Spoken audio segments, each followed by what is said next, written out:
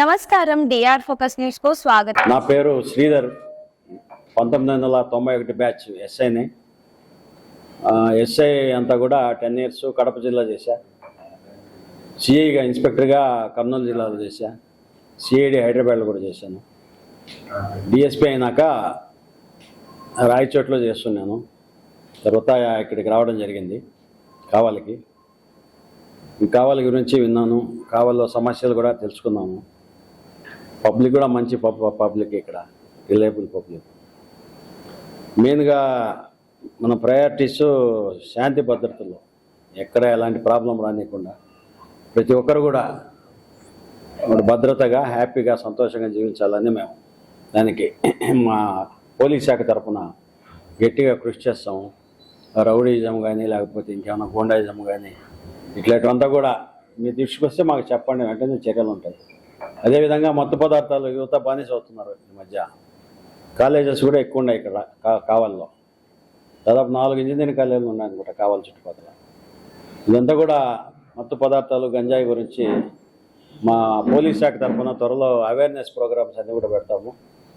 ఈ generalized allegation కాకుండా మీరు పర్టికులర్గా సార్ పలానా వాళ్ళు చేస్తున్నారని మాకు సీక్రెట్గా ఇన్ఫర్మేషన్ ఇచ్చినా కూడా మేము వెంటనే చర్య తీసుకుంటాం.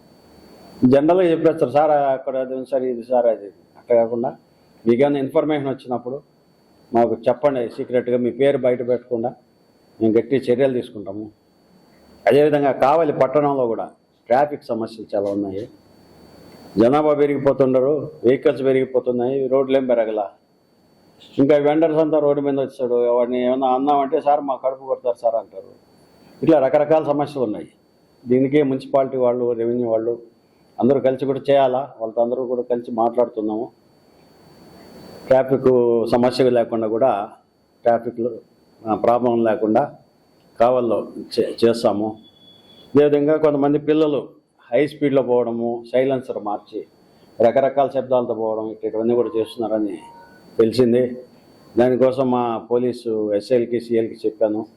అలాంటి వారు ఎవరైనా పోతుంటే ఆ సైలెన్సర్లో బండి సీజ్ చేసి సైలెన్సర్లో తీసామని చెప్పారు. తర్వాత కాలేజెస్ ఎక్కువ ఉన్నాయి కాబట్టి ఇక్కడ స్టూడెంట్స్ కూడా ఎక్కువ ఉన్నారు.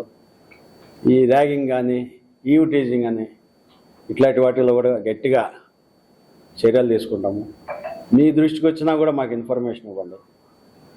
100% చర్యలు తీసుకుంటాము. ర్యాగింగ్ ఇట్లాంటివి కూడా వీటికి సంబంధించి కూడా త్వరలో కొత్తగా ఇంజనీరింగ్ కాలేజీలో స్టూడెంట్స్ అంతా వస్తున్నారు కదా, అవేర్నెస్ ప్రోగ్రామ్ కూడా కాలేజెస్లో పెట్టడం జరుగుతుంది. మిస్సింగ్ కేసులు, అమ్మాయిలు వెళ్ళిపోవడం ఇట్లాంటివన్నీ కూడా ఉంటాయి. వాళ్ళందరికీ కూడా అవేర్నెస్ క్రియేట్ చేయాలా. మెయిన్ సెల్ ఫోన్ వల్ల 2 రకాలుగా బ్యాడ్ ఉంది, మంచి ఉంది. మనం మంచి వరకు తీసుకొని బ్యాడ్ని వదిలేస్తే బాగుండేది. సెల్ ఫోన్ కూడా ఎక్కువ చూడకుండా చదువు మీద పిల్లల దృష్టి కేంద్రీకరిస్తే మంచిగా ఉంటుంది.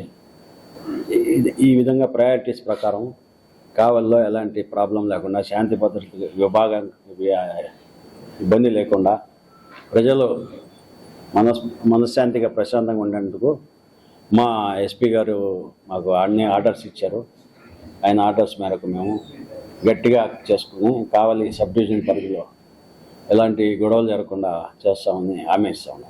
ఈ వీడియో మీకు నచ్చినట్లయితే లైక్ చేయండి. మరికొన్ని లేటెస్ట్ న్యూస్ కోసం మన ఛానల్ను సబ్స్క్రైబ్ చేయండి.